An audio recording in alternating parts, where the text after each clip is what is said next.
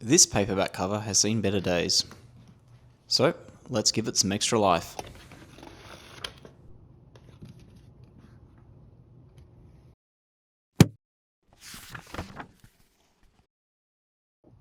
This repair might look a little intimidating, but if you take your time, it's actually quite straightforward to do.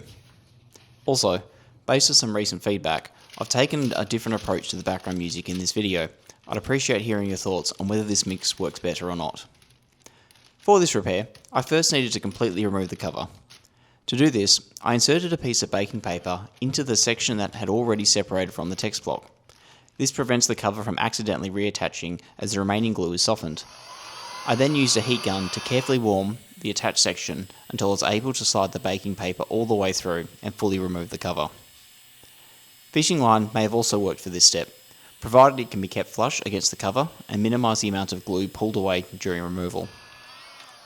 As a side note, I only needed to completely remove the cover because the hinges were torn. If the cover was still fully intact, this repair could be much simpler, just heating the existing glue and pressing the spine firmly back into place.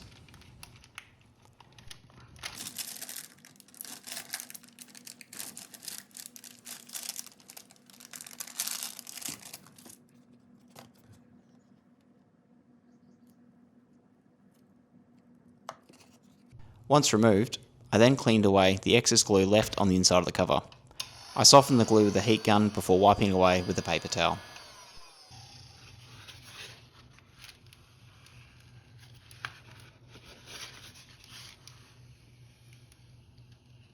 With that done, it was off to the book press overnight to help flatten the cover back into shape.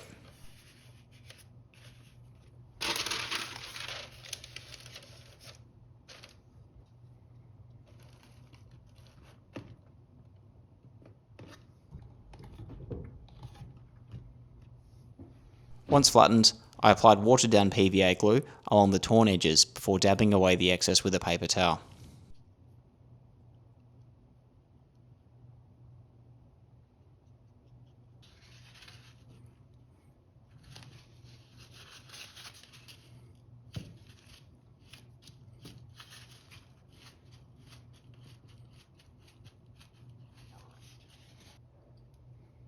On the inside, I used Japanese repair tissue paper. The tissue was thoroughly coated with the watered down PVA glue before being carefully lowered over the torn hinges.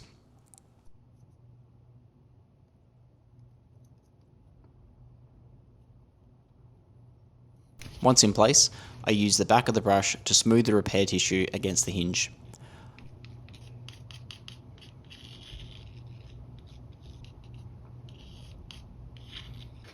Followed again by using a paper towel to remove any excess glue.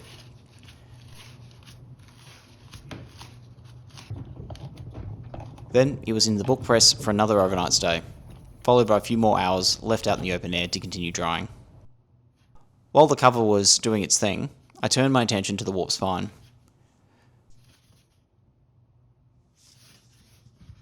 To reduce some of the curvature, I clamped the text block between two boards.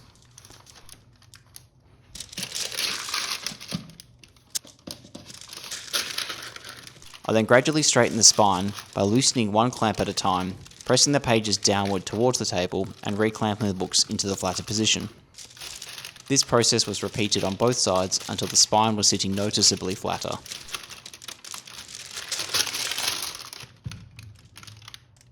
Next, I used the heat gun once again to soften the glue along the spine before leaving the book to rest for several hours.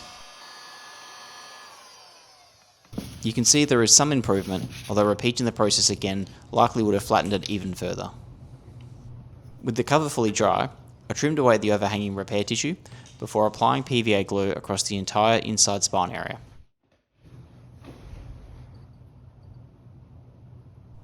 The glue needs to be thick enough to hold the cover securely, but not so thick that it squeezes out excessively when pressed against the text block. For a stronger bond, I also applied a fresh layer of glue directly onto the spine of the text block itself.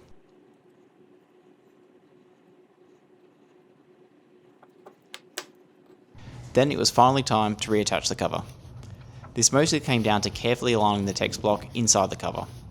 I'll admit this took a bit of finesse, but thankfully PVA glue gives you enough working time to make adjustments before it begins to set.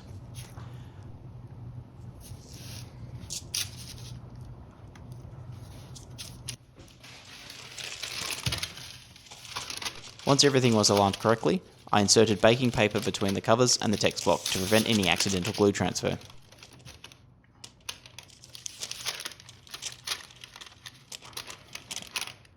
The book was then clamped using the same pressing technique from earlier to help maintain the flatter spine shape, before being left to rest overnight.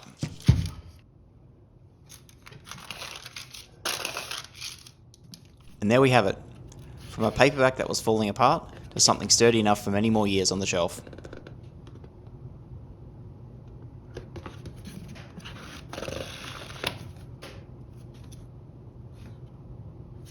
I hope you found this guide useful.